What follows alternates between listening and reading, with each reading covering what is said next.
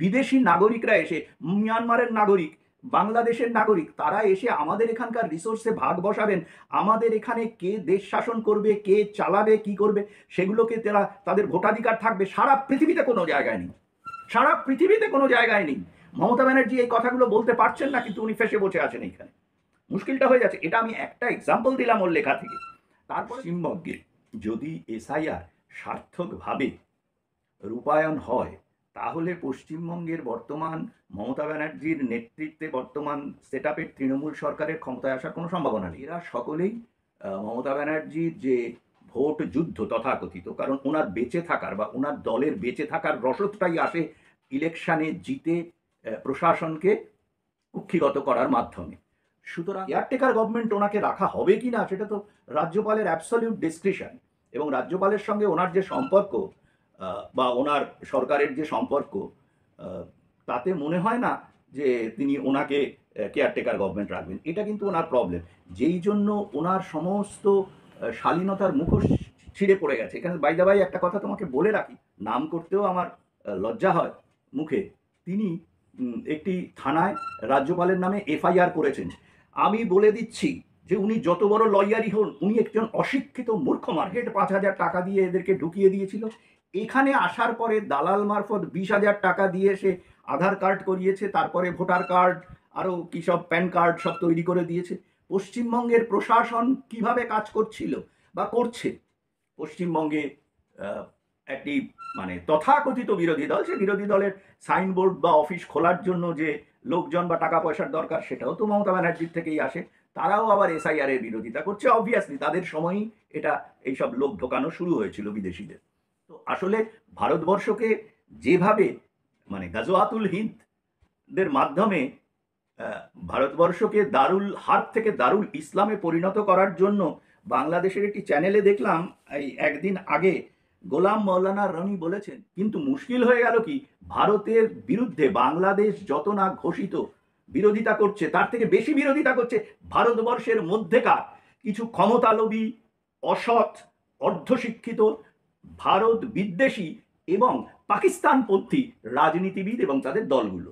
এই রকম মহিলা এখন তো বলবেনই, তিনি সমস্ত ডেড বডি নিয়ে এখন পলিটিক্স করছেন, মানে কি আপ্রাণ চেষ্টা করছেন যে কি করে যে আজকে পশ্চিমবঙ্গে যদি মমতা ব্যানার্জির দল অ্যাবসলিউট মেজরিটি ভালো সংখ্যায় না পায়, সে দল রাখতে পারবে না। এবং মমতা ব্যানার্জি, তার ভাইপো, তার যে ফ্যামিলির ওই কার্তিক টার্তিক যে লোকজন আছে, এদের 1,000 টাকা মাসে রোজগার করার ক্ষমতা নেই। এটা কিন্তু আরো বাড়ছে। মমতা ব্যানার্জি কিন্তু খুব ক্যালকুলেটেড ওয়েতে এই ক্ষতিগুলো করেছিলেন।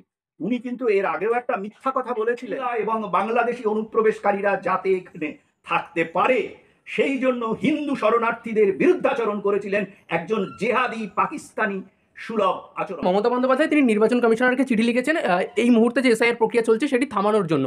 এই এসআইআর প্রক্রিয়া মমতা বন্দ্যোপাধ্যায় বললেই থেমে যাবে? দেখো, প্রথমত বলি যে থামানোর এখন কোনো প্রশ্নই নেই, কারণ এসআইআর প্রক্রিয়া একবার শুরু হলে সেটা থামানো তো সম্ভব নয়, সেটা আন্ডার প্রসেস। এবং মমতা বন্দ্যোপাধ্যায় শুধু একা নয়, আরও ওনার সহযোগী দুটো রাজ্য সুপ্রিম কোর্টে অ্যাপিল করেছিল এবং সেখানেও তারা টার্ন ডাউন হয়েছে।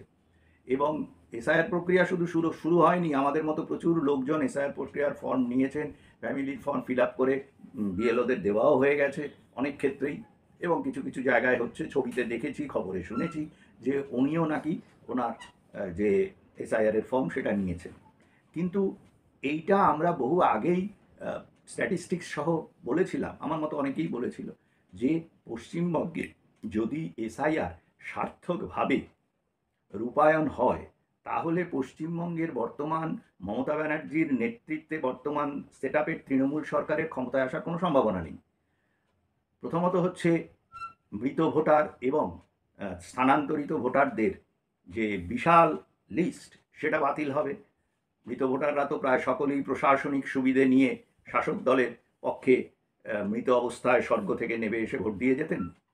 এছাড়া ওনার একটা বড় ব্যাকিং ছিল যে বহু বছর ধরে যে বাংলাদেশের অনুপ্রবেশকারী ইসলামী মানুষজন এবং বাংলাদেশকে করিডোর হিসেবে ব্যবহার করা যে রোহিঙ্গারা পশ্চিমবঙ্গে এসে বসতি স্থাপন করেছে, কিছু বেশি নয়, তোমার বারুইপুরে রোহিঙ্গাদের বসতি, এখানেও কলকাতার পাশে, এই যে কলকাতার মধ্যেই তোমার ওই যে কি বলে গুলশান কলোনির রোহিঙ্গা বসতি, এরকম আরও প্রচুর আছে রোহিঙ্গাদের বসতি। এইগুলো কিন্তু প্রশাসনিক মদত ছাড়া সম্ভব নয়। এরা সকলেই মমতা ব্যানার্জির যে ভোট যুদ্ধ তথাকথিত, কারণ ওনার বেঁচে থাকার বা ওনার দলের বেঁচে থাকার রসদটাই আসে ইলেকশানে জিতে প্রশাসনকে কুক্ষিগত করার মাধ্যমে। সুতরাং তাদের দলের এবং ব্যক্তিদের বাঁচা মরার প্রশ্ন দাঁড়িয়ে যায় এই ভোটটাকে। সেই জন্য এটা ওদের কাছে মরা বাঁচার লড়াই। এই লড়াই উনি প্রথম থেকে লড়েছিলেন এবং উনি অনেকভাবে, এমনকি সুপ্রিম কোর্টেও দৌড়েছিলেন এসআইআর বন্ধ করার জন্য। যখন সেটা পারলেন না, এসআইআর পুরোদমে শুরু হয়ে গেল এবং আমরা যা ছবি টবিতে দেখলাম, কাগজে দেখলাম যে উনিও ওনার বাড়িতে এসআইআর এর ফর্ম অ্যাকসেপ্ট করেছেন। সেটা উনি করতে বাধ্য, নইলে তো ভোটার লিস্টে ওনার নামই কেটে যাবে। তো এবং জমাও দেবেন, এটা করতেই হবে। তো এমতাবস্থায় উনি এখন আরেকটা চেষ্টা করছেন যে নির্বাচন কমিশনের কাছে যে এটা যদি পিছিয়ে দেওয়া যায়, এই ভোটটা যদি কোনো রকমে বের করে নেওয়া যায়। কিন্তু সেটা সম্ভব নয়, কারণ এসআইআর প্রক্রিয়া যখন শুরু হয়, নির্বাচন কমিশনের প্রধান জ্ঞানেশ কুমারজি বলেই দিয়েছিলেন যে এসআইআর কমপ্লিট হওয়ার পরেই ভোটের দিনক্ষণ ঠিক হবে, যেটা বিহারেও হয়েছিল।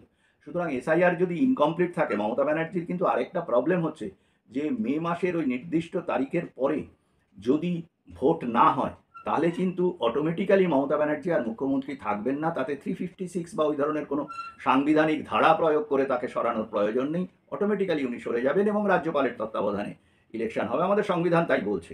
কেয়ারটেকার গভর্নমেন্ট ওনাকে রাখা হবে কি না, সেটা তো রাজ্যপালের অ্যাবসলিউট ডিসক্রিশন।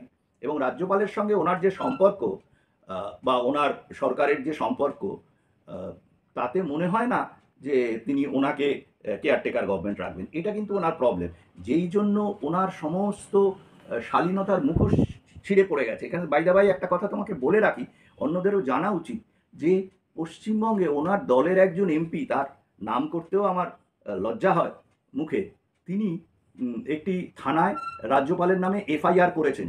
আমি বলে দিচ্ছি যে উনি যত বড় লয়ারই হন, উনি একজন অশিক্ষিত মূর্খ মানুষ। আমার এগেনস্টে স্টেপ নিন। সংবিধানের 361 ধারা অনুযায়ী কোনো সিটিং রাজ্যপালের বিরুদ্ধে কোনো ক্রিমিনাল অ্যাক্টিভিটি ব্যাপারে কিছু এফআইআর করা যায় না। যিনি সেটা করবেন পুলিশ অফিসার, তার কিন্তু সাসপেনশন ফলোড বাই ডিসমিসাল হচ্ছে একমাত্র প্রাপ্য, যেটা দিতেই হবে। তো এখন তো মনে হচ্ছে যদি এইভাবে এরা পার পেয়ে যায় পশ্চিমবঙ্গে, তাহলে আমি জানি না কি হবে। কারণ পশ্চিমবঙ্গ তো বোঝা যাচ্ছে যে ভারতের সাংবিধানিক এবং রাজনৈতিক যে মান্যতা, মানে তাদের শ্রেষ্ঠত্বকে মান্যতা দিয়ে যে অঙ্গ রাজ্যগুলো আছে 28টা, তার মধ্যে পশ্চিমবঙ্গ পড়ে না। পশ্চিমবঙ্গের আলাদা নিয়ম হবে। ভারতীয় সংবিধান আমি তো বলে দিলাম, দেখিনি যে ইয়েতে তোমার আর্টিকেল 361 অনুযায়ী করা যায় না, এটা বেআইনি। যে পুলিশ অফিসার করেছে তার চাকরি চলে যাওয়া উচিত। চাকরি চলে যাওয়া ছাড়া তার কোনো রকম অন্য কোনো পানিশমেন্ট হওয়ার কথা নয়। যিনি অ্যাকসেপ্ট করেছেন, যিনি এফআইআরটা ওখানে নিয়েছেন, কখনো হবে না এটা, 1 নম্বর। সেই জন্য উনি এখন বারসার্ক হয়ে গেছে, পাগলে কিনা বলে এরকম ব্যাপার হয়েছে। এসআইআর ওইভাবে বন্ধ করা যায় না, যাবেও না।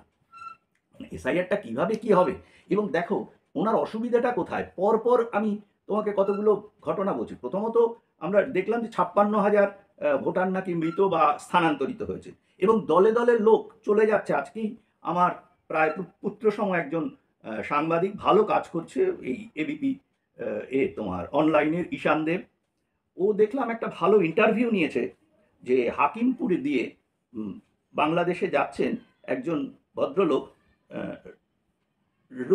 রুকনুজ্জামান রনি তার নাম। সে নিজেই বলছে সে বেশ কিছু বছর আগে সাতক্ষীরা জেলার শ্যামনগর গ্রাম থেকে সপরিবারে এই পশ্চিমবঙ্গে ঢুকেছিল। একজন দালাল নাকি 5,000 টাকা দিয়ে তাকে, মানে পার হেড 5,000 টাকা দিয়ে এদেরকে ঢুকিয়ে দিয়েছিল। এখানে আসার পরে দালাল মারফত 20,000 টাকা দিয়ে সে আধার কার্ড করিয়েছে, তারপরে ভোটার কার্ড, আরও কী সব প্যান কার্ড সব তৈরি করে দিয়েছে। পশ্চিমবঙ্গের প্রশাসন কিভাবে কাজ করছিল বা করছে, কেন এই প্রশাসন ভারতের মানে বাইরের লোকেদের ভারতবর্ষে ঢুকিয়ে তাদেরকে নাগরিকত্বের অধিকার দিয়ে এই ডুয়াল সিটিজেনশিপ, যেটা ভারতবর্ষে আইনত একদম অস্বীকৃত, সেই কাজ করছে। তার জন্য কেন মানে তদানীন্তন বা এখনকার চিফ যে আমাদের যে চিফ সেক্রেটারি, তাদেরকে কেন সোপর্দ করা হবে না? ভারতবর্ষের রিসোর্স। অনেকে বলছেন যে এটা হিন্দু মুসলমান, না হিন্দু মুসলমান নয়। কারণ হচ্ছে কি, ভারতবর্ষের মুসলমান ল অ্যাবাইডিং যে ভারতীয় নাগরিকরা, তারা তো বলছেন যে তাদের কোনো অসুবিধা হচ্ছে না। কোথায়? বিহারেও তো অসুবিধা হয়নি, তারা তাদের মতো ভোট দেবেন। ভোট কাকে কাকে দেবেন সেটা বড় কথা না, কিন্তু বিদেশি নাগরিকরা এসে, মিয়ানমারের নাগরিক, বাংলাদেশের নাগরিক, তারা এসে আমাদের এখানকার রিসোর্সে ভাগ বসাবেন, আমাদের এখানে কে দেশ শাসন করবে, কে চালাবে, কি করবে, সেগুলোকে তারা, তাদের ভোটাধিকার থাকবে। সারা পৃথিবীতে কোনো জায়গায় নেই, সারা পৃথিবীতে কোনো জায়গায় নেই। মমতা ব্যানার্জি এই কথাগুলো বলতে পারছেন না, কিন্তু উনি ফেসে বসে আছেন এইখানে। মুশকিলটা হয়ে যাচ্ছে। এটা আমি একটা এক্সাম্পল দিলাম ওর লেখা থেকে। তারপরে তো ওনার সঙ্গে তো ভয়ের ব্যাপার, অনেকেই অনেক কিছু করছেন, ওনাদের দলবলের ভয় দেখাচ্ছে। পশ্চিমবঙ্গে একটি মানে তথাকথিত বিরোধী দল, সে বিরোধী দলের সাইনবোর্ড বা অফিস খোলার জন্য যে লোকজন বা টাকা পয়সার দরকার, সেটাও তো মমতা ব্যানার্জির থেকেই আসে। তারাও আবার এসআইআর এর বিরোধিতা করছে। অবভিয়াসলি তাদের সময়ই এটা, এইসব লোক ঢোকানো শুরু হয়েছিল বিদেশিদের। তো আসলে ভারতবর্ষকে যেভাবে মানে গাজওয়াতুল হিন্দদের মাধ্যমে ভারতবর্ষকে দারুল হার্ব থেকে দারুল ইসলামে পরিণত করার জন্য বাংলাদেশের একটি চ্যানেলে দেখলাম এই একদিন আগে গোলাম মৌলানা রনি বলেছেন, দরকার হলে আমরা প্যান ইসলামিজমের আওয়াজ তুলে ঢুকে পড়ব। এইসব মিথ্যাচার করে তো কিছু হয় না। আমি এদের মনে করিয়ে দিতে চাই, 1971 সালে বাংলাদেশটাকে দখল করতে ভারতবর্ষের 14 ঘন্টা সময় লেগেছিল। এখনকার ভারতের শক্তি এবং বাংলাদেশের শক্তি যদি দেখো, তার 1/4 সময়ও লাগবে না বাংলাদেশকে টোটাল সারেন্ডার করতে ভারতের কাছে। কিন্তু মুশকিল হয়ে গেল কি, ভারতের বিরুদ্ধে বাংলাদেশ যত না ঘোষিত বিরোধিতা করছে, তার থেকে বেশি বিরোধিতা করছে ভারতবর্ষের মধ্যেকার কিছু ক্ষমতালোভী, অসৎ, অর্ধশিক্ষিত, ভারত বিদ্বেষী এবং পাকিস্তানপন্থী রাজনীতিবিদ এবং তাদের দলগুলো। এদের সম্পর্কে সতর্ক থাকতে হবে ভারতের মানুষকে। এরা কিন্তু টোটালি রিজেক্টেড। কোনো মিডিয়ায় আছে, কোথাও কোনো এনজিও টেনজিও করে কিছু টাকা পয়সা গভর্নমেন্টের ফান্ড থেকে কায়দা করে নেয়, সিস্টেমের মধ্যে তাদের লোকজনকে ঢুকিয়ে। এইসব করে লাভ হবে না কিছু। এসআইআর কমপ্লিট হলে তাহলেই একমাত্র ভোট ডিক্লেয়ার্ড হবে। এবং আমার যেটা ধারণা, দেখো এটা আমার ব্যক্তিগত ধারণা, যেভাবে পশ্চিমবঙ্গে এসআইআর এগোচ্ছে, এখানে মমতা ব্যানার্জির আরেকটা অসততার কথা বলে দিই, যে একজন ভদ্রমহিলা 83 বছর বয়সে হার্ট অ্যাটাকে মারা গেছেন, বলছে এটা এসআইআর এর জন্য, কি বিবি। হ্যাঁ, তো যিনি এখন পশ্চিমবঙ্গে মারা যাবেন, একসময় হয়েছিল না যে পশ্চিমবঙ্গে যখন লোকে করোনায় মারা যাচ্ছে, উনি ডাক্তারদের বলে দিয়েছিলেন করোনায় মারা গেছে, সার্টিফিকেট দেওয়া যাবে না। আরে আলটিমেটলি তো হার্ট ফেল করে মারা যায়, হার্ট ফেল করে মারা গেছে দিতে হবে। হ্যাঁ, এই রকম মহিলা এখন তো বলবেনই। তিনি সমস্ত ডেড বডি নিয়ে এখন পলিটিক্স করছেন, মানে কি আপ্রাণ চেষ্টা করছেন যে কি করে ইলেকশনে জেতা যায়। কারণ আমি তোমাকে বলে দিচ্ছি যে আজকে পশ্চিমবঙ্গে যদি মমতা ব্যানার্জির দল অ্যাবসলিউট মেজরিটি ভালো সংখ্যায় না পায়, সে দল রাখতে পারবে না। এবং মমতা ব্যানার্জি, তার ভাইপো, তার যে ফ্যামিলির ওই কার্তিক টার্তিক যে লোকজন আছে, এদের 1000 টাকা মাসে রোজগার করার ক্ষমতা নেই, জমানো টাকায় খেতে হবে। এবং সেটাও কিন্তু তার দলবলের লোকেরাই তখন তাকে পেটাবে। অলরেডি শুরু হয়ে গেছে, দেখো বিভিন্ন জায়গায় মারামারি। তো এখানে ওই হুমায়ুন কবির, সে তো বলছে আমার জাতি বড় আমার দলের থেকে। তাহলে আমি বলতে চাইছি যে তৃণমূলের একজন এমএলএ যদি এই কথা বলে, কজন মানে দেশপ্রেমী মানুষ ওই তৃণমূল দলে আছে বলো তো? আমরা যদি সকলেই জাতি জাতি নিয়ে লাফাই, এসআইআর এ একটা জিনিস লক্ষ্য করে দেখো, পশ্চিমবঙ্গে কিন্তু এইসব জাতিভেদের ব্যাপারটা নেই, কোথাও হয়নি। এগুলো মমতা ব্যানার্জি এবং তার দলবল ক্রিয়েট করছে। তারা আপ্রাণ চেষ্টা করছে এইভাবে একটা গোলমাল বাঁধাতে, একটা মানে কি বলবো, একটা রিলিজিয়াস ডিসহারমনি তৈরি করতে, কোথাও রায়ট বাঁধানো, এরকম আপ্রাণ চেষ্টা করবে ওরা। স্যার, এর আগে মমতা বন্দ্যোপাধ্যায় এসআই নিয়ে বহু মন্তব্য করেছেন, পথেও নেমেছেন, কিন্তু তখন কেন্দ্র সরকারকে সক্রিয়ভাবে কোনো ভূমিকা নিতে দেখা যায়নি। কিন্তু আজ অমিত শাহজি একটি বক্তৃতা দিতে গিয়ে তিনি বলেন যে বেশ কিছু রাজ্য সরকার এসআইআর বিরোধিতা করছে, যেটি কিনা আলটিমেট রাষ্ট্রের সুরক্ষার উপর প্রশ্নচিহ্ন তৈরি করা হয়। এবার কি কেন্দ্র সরকার ঘুম ভাঙছে বলা চলে? দেখো, ঘুম ভাঙছে কি ভাঙছে না আমি জানি না, তোমার এখানে তো আমি বলতে পারবো না।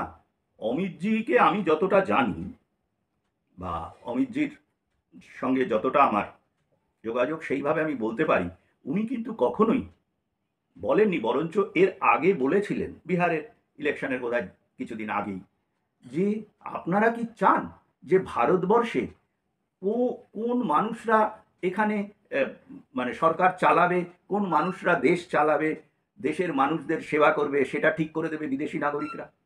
তার সঙ্গে আমি যোগ করতে চাইছি যে পশ্চিমবঙ্গে দেখো এমনিতেই আমাদের খুব পপুলার স্টেট, আমাদের এখানে সব কিছুই অমিল, খাদ্য থেকে ধরে সব কিছুই।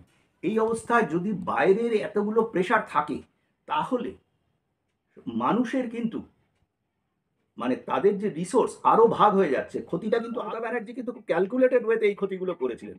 উনি কিন্তু এর আগেও একটা মিথ্যা কথা বলেছিলেন যে তিনি আরেকটা মিথ্যে কথা এর আগে বলেছিলেন যে ইয়েতে কি বলে আসামের ডিটেনশন ক্যাম্পে নাকি বহু হিন্দু আছেন। আমি অসমের মুখ্যমন্ত্রী কথা কোট করে বলতে চাই, উনি চ্যালেঞ্জ জানিয়েছেন যে অসমের কোনো ডিটেনশন ক্যাম্পে একজন হিন্দু নেই। কারণ ওখানে সিএ হয়ে গেছে, মমতা ব্যানার্জি সিএটা আটকিয়েছিলেন ওনার এই রোহিঙ্গা এবং বাংলাদেশি অনুপ্রবেশকারীরা যাতে এখানে থাকতে পারে, সেই জন্য হিন্দু শরণার্থীদের বিরুদ্ধাচরণ করেছিলেন একজন জেহাদি পাকিস্তানি সুলভ আচরণ করে।